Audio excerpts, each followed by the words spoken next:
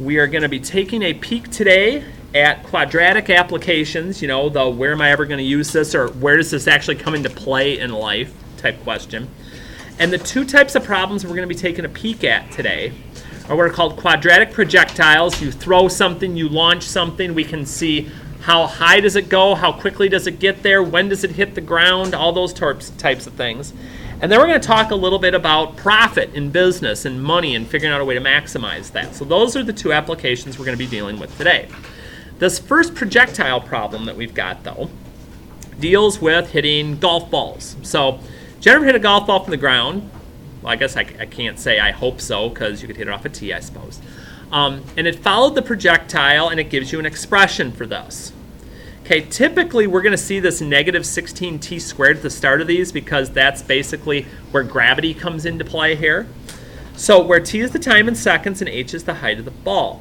Find the highest point. In other words,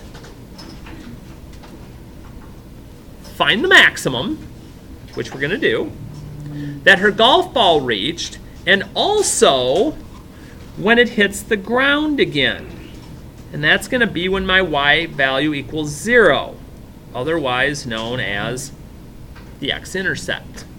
Now, like I was saying before, there's ways to do this algebraically. There's ways to do this with the graphing calculator. We're going to kind of stress more towards the graphing calculator to make life a little bit easier on us as we start doing this. So, kind of breaking it down here. Again, we talked a little bit about the negative 16. That's my gravity here. My initial velocity is always going to be this value in the middle. How fast is it going at the start? And then this value at the end will kind of be my y-intercept, okay? Where am I starting? And then this will end up being the height of the ball. Let me get rid of the word initial there, because it should just be the height of the ball. The initial height is going to be this value, my y-intercept. So what do I need? Well, I need the vertex, because when we graph one of these, and I see that it's negative, so it's going to open downward. So I know when this opens downward, the maximum value is going to be my vertex up here at the top. So I need the vertex, and when that occurs, know the point, know the value. Okay, Harty, so how does this work? Well, I'm going to show you a couple of ways this can work. One of them I'm going to show you is just doing it mathematically. If I wanted to do it mathematically, we find the x value of the vertex. Okay, what are my a and b values? My a value is always the number in front of my squared term. My b value is always the number in front of my x, or my t term that way. So once I get those values, we've got our little mini formula that we can plug into to get the answer, this negative b over 2a. So my x value is the opposite of b, so negative 100 over 2 times a. Now, we're not always going to get nice numbers out. I mean, these are applications. These are life applications, and not everything in life always comes out as a whole number. So, get that cleared out. Decimals are usually going to be the norm when we get to this. So I've got the x value of my vertex. Ooh, thank you. So, once I have that, to get the y, I just plug my first answer in to the equation and solve it. So to get y,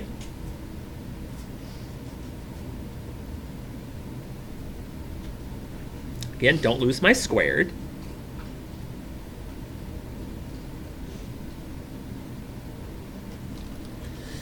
And I definitely, if I haven't been on the other parts, I definitely am using the calculator on this. Now, some of you, as you're doing this, are like, okay, I mean, I know it's not hard to put this in, but is there some way that I might be able to do this that may not take quite as long as doing all this? I'm still going to get the right answer. So my y value is 156.25. Okay, I've found my vertex. I've found my maximum value. So what's this tell me? Well, it tells me that the height of my ball at its maximum was just over 156 feet. So that tells me the height. And then the time is going to be the x value. It took a little over 3 seconds for that ball to get that high.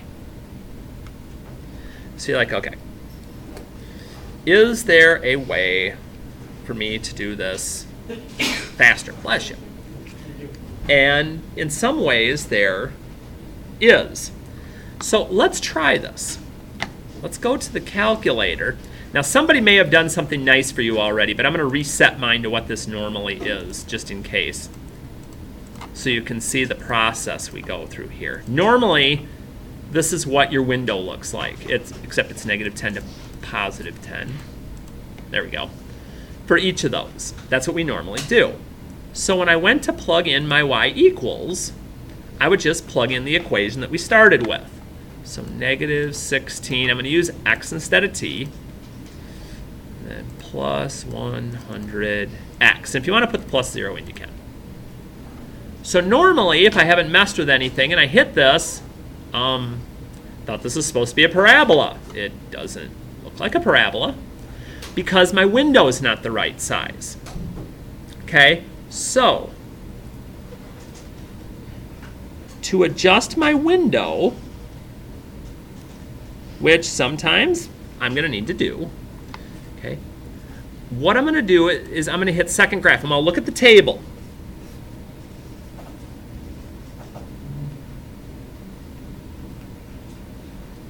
What's the biggest number I see with my y in this case?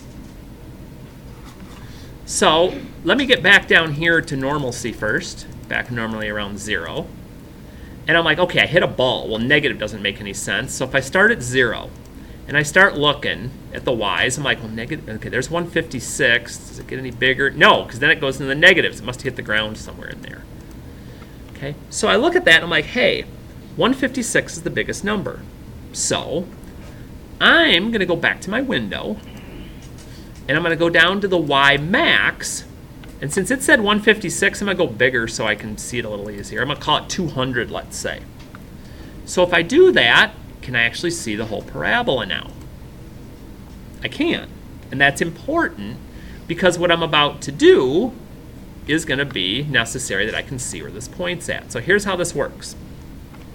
Let me move this down so we got a little more room here to work with. So if I want to do all this math without doing the algebra part, I'm going to hit second. I'm going to hit trace. We're going to be using this menu a lot. And I want to find the maximum. I want number 4. So I hit enter. So now, once I've done that, it's kind of a, I guess I'll call it a 3-step process here. My first job is to use the right and left arrows, not up and down. Right and left arrows to get to the vertex, or at least close to it. So I'm feeling like I'm pretty close to the top up here. That looks pretty good. Once I get there, I'm going to click my left arrow 3 times and hit enter. So 1, 2, 3, enter. And if you didn't notice before, there was a question over to the left that said left bound. Once I went left 3 and hit enter, the question changed. I locked in that left part. So now to lock in the other part, I'm going to click on the right arrow. Ooh, but wait. 6 times. You're like, wait, why 6? 3 to get back where I started, right near my vertex, and then 3 more to get to the right of that point. And if I hit enter, it still asks me another question. It wants me to guess. Well, I don't feel like guessing, so I'm just going to hit enter twice. And check out the values that show up for my maximum. Okay, 3.1249, which would round up 3.125. And then my y value is 156.25, just like what I did when I worked it out algebraically. Either one of those work. I'm not going to tell you you have to do it one way or the other. You're going to have to find a way that you like. If you think this is too many button presses, I'd rather just plug it in and use the calculator, great. If you're like, I don't like doing all this, I'll figure this out, because we're going to do it several times. And if I get it, I'm just going to do it that way. I'm good with that too. Okay? But that'll give me my maximum height and the time that it's at. So, what if I want to see, though, how long it takes to hit the ground? So again, now we've already done part of this. We typed the equation in the calculator and hit graph. We couldn't see the whole parabola. So again, we looked in the chart to figure out some values. X, I could have started at 0. I can't have negative time. And the largest y value was 156, so I just use a value that's above it. Usually I make it bigger than just the number so I can actually see it. So we're going to go back now to the graph, and we're going to use one more part here. So we're going to do second and trace, except this time I want 0, because that's what my intercept is going to be. Now, this one works a little different. We're going to move our arrow to the right until the cursor's just above the x-axis. Make sure that your y value is positive. So keep watching the y as I do this. It's getting smaller and smaller and smaller. Any positive y value is a good place to have for our left bound. So right now it's positive 27. I'm good with that. I'm going to hit enter. Question changes. Okay? Keep moving your arrow right until it's below the x-axis, until the y value is negative. So right, nope, still positive. Ooh, now my y value is negative. It's below the axis. I can't see that, but I can tell. And I'm going to hit enter not once, but twice. And the x value tells me, so I move up a little bit, it took 6.25 seconds for the ball to hit the ground. Okay, that's what the x value tells me. The y value tells me the height. The height is 0. That would equal the ground. Okay, so that's how these work to get those different values and how we're doing this. Now, we're going to play with a couple more, but again, you have options now on how to find some of these different values that we're working on. Okay, let's break out another one. Okay, now I got some fireworks.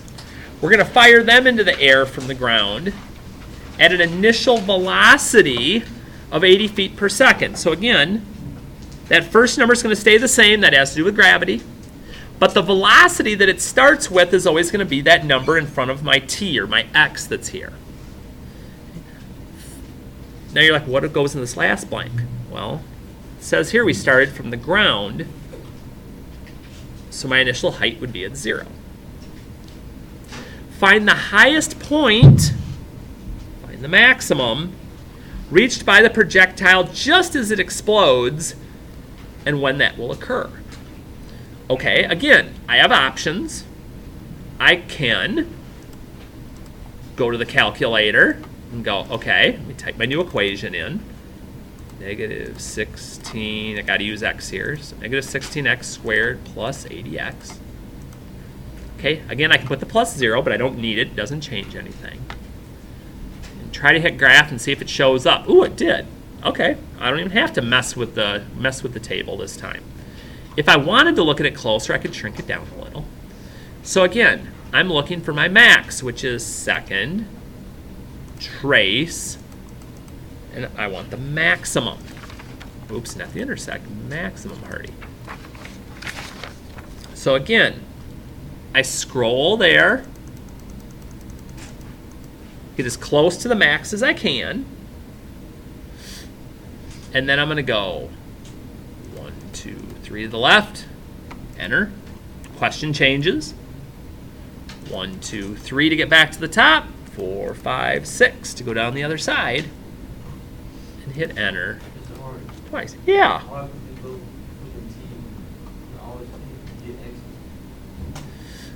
Oh, you mean when you hit this button, the one next to alpha? That's just some different things and a different mode. I could get some different values. We want to keep it as the x because your calculator speaks in XY when it's doing the charts. So even if I looked in the alphabet and I plugged T in instead, that wouldn't be a real good thing for me to end up having happen. So it's okay if not Yes, using X is absolutely okay. What if it's like X and You won't run into both. You'll run into one or the other. We'll just keep using X. But that's a good question. So my vertex X value tells me how long it took to get to that spot. And the Y value tells me how high that spot is going to be. Now again, if for some reason I didn't have access to a graphing calculator, but again, you do, which I'm going to actually flash up here for a minute. I've talked before about on the front page of my website, if you scroll down, okay, I've got links here for where you can get the calculator like I keep using on these videos. Gives you the directions on how to load it, get it going, all that. If you're a phone person, okay, Android, Google Play, Wabbit, Emu, I've seen a couple of you actually have this already. It also looks just like the calculator. And if you're an Apple person, they don't have the exact but free graphing calculators, the one I use on my phone when I'm doing it, and it works and gets you all the same info that you'd need. So just something to ponder. So back to our regularly scheduled programming after our little commercial break there. Again, if the calculator you're not comfortable with, I've always got my A and B values I can fall back on.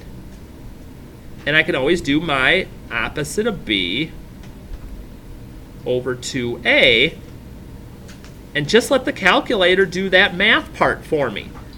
I still get the same answer. Okay, it's not like the answers are going to be different. And then once I get the X value, I just plug that in. And again, with a calculator, this isn't a bad thing. I plug that in, and the answer, again, we'll kind of do the fast forward, gets me the same value for Y. I just got to understand what each part tells me. So again, they didn't ask me when the firework after it blows up hits the ground, the cap. I don't have to worry about that. So we're not going to.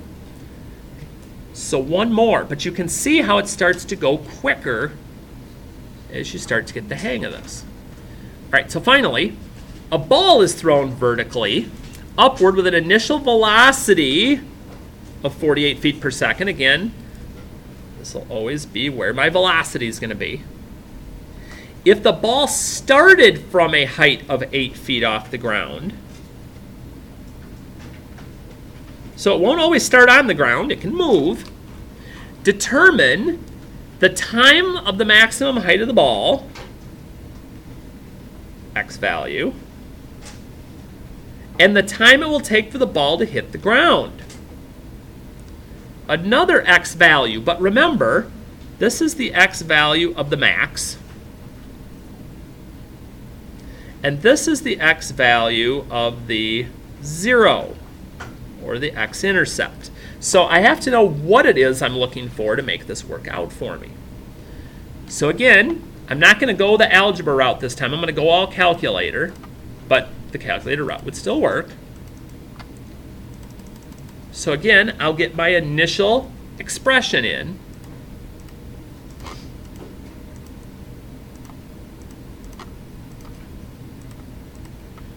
Get that rolling. Hey, I'm having a hard time setting my window. Okay, well let's do that on this one. Let me reset this one. Because see, I don't like that that's so far down anyway. So I'm going to go to my window.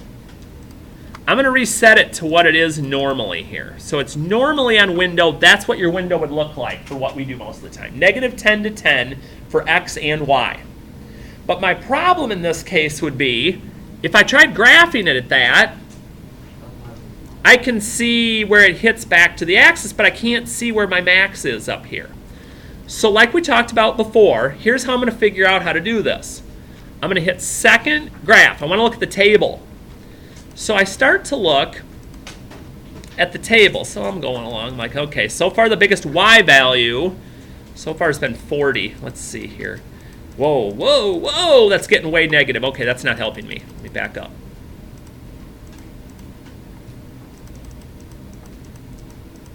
I'm like, oh, so it looks like the highest value is like 40. Okay.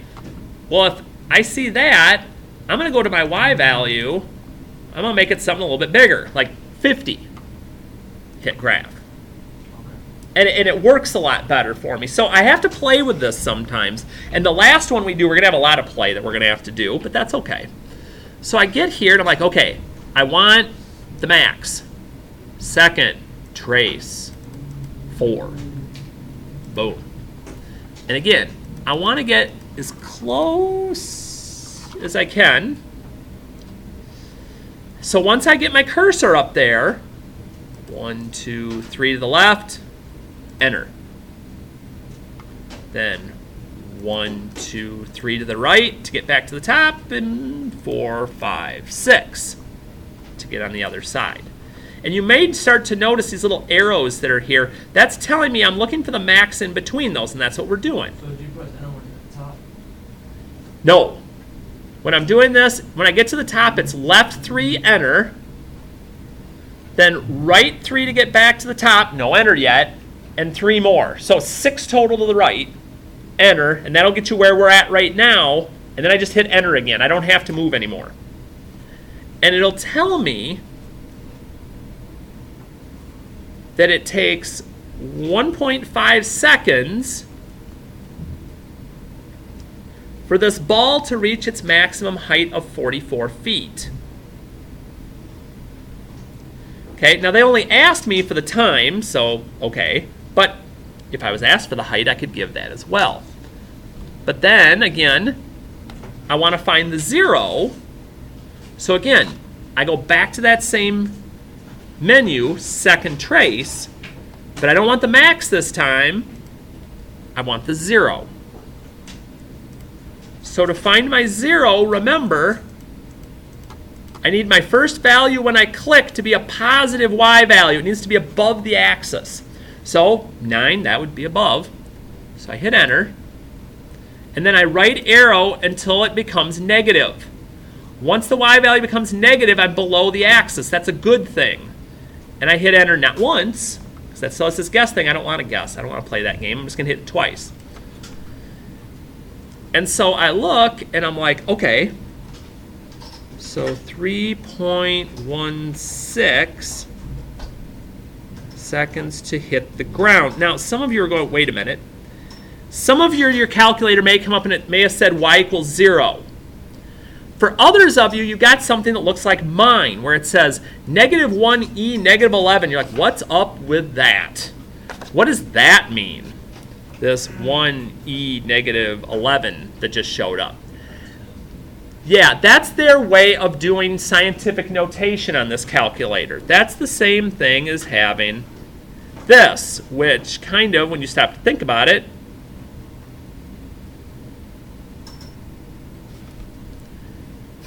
if I rounded that to the nearest whole number, what number would it be? 0. So basically what I'm telling you is, whenever you see e to the negative something, it just means 0.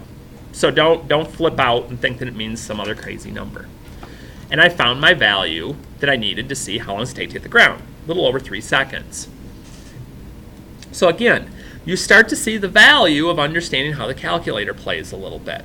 Again, I could still do this mathematically. The 0, that'd be a little harder, but it'd be possible. So one more, but we get to actually talk about something that we really all like. Money. Okay, so on this last one, the profit from selling local ballet tickets depends on the ticket price. Using past receipts, we find the profit can be modeled by this function, where x is the price per ticket. We want to find first the ticket price, x, that gives us the maximum profit, y, and find the maximum profit. So, again, here we go back to the calculator to play. So, let's see. Let's type this in and see if we're good to go already.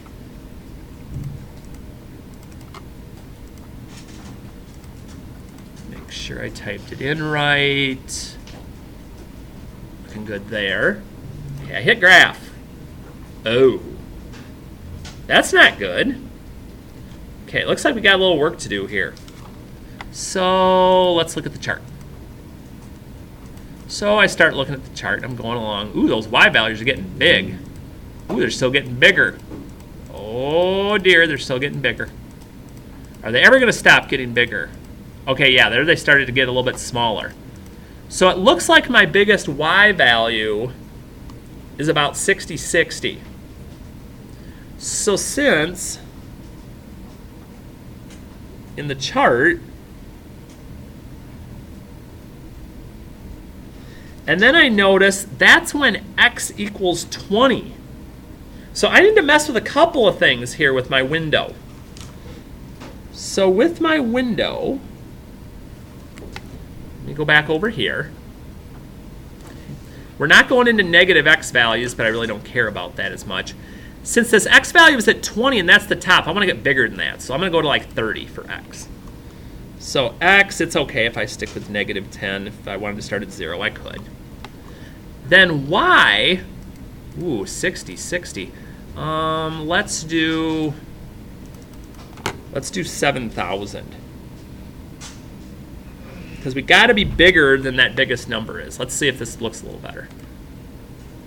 Okay, now again, I'm just looking for the max. I don't care when it hits the ground over here. I don't want to know when I'm going to go broke.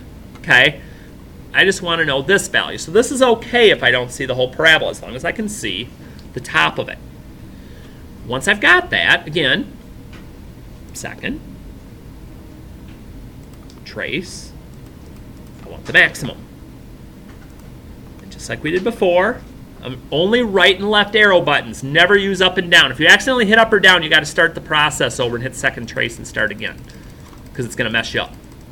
So I get that looks pretty much at the top. And again, the deal is 1, 2, 3 to the left. Enter. 1, 2, 3 to get back where I started, and 4, 5, 6 to go down the other side. Hit enter not only once, but twice. And I find out I should charge $20 per ticket. And I find out my maximum profit is 60/60. Now, I'm going to say something here. It is completely a coincidence that me scrolling through the table and looking for that biggest y value to change my thing up ended up actually being the max value. That doesn't happen very often. So don't assume whatever you see in the chart is just going to be good enough, because most of the time it's not going to be. It just happened to be this time. So your job with this is going to be the worksheet that we picked up with it. So my worksheet, we need to make a couple of quick adjustments here. We're good on the first question. We're good on the second question until we get to part C. We did not talk about specifics here. So we are going to whack letter 2C. I guess it'd be number 2C. It's both. And then the only other adjustment, but I think I made it on your paper already, is on the back. 4B should be crossed off. If it's not, you cross it off. So these 4 questions are dealing with the same stuff that we just did. Not a ton of them, just something to mess with a bit. And then at the bottom's a little bit of review. So I want to do one of these with you.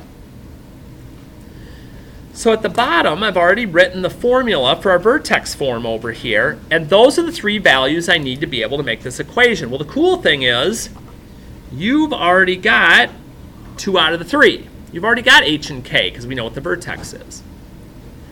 My a value is going to come from counting from one of my dots from my vertex to this other point.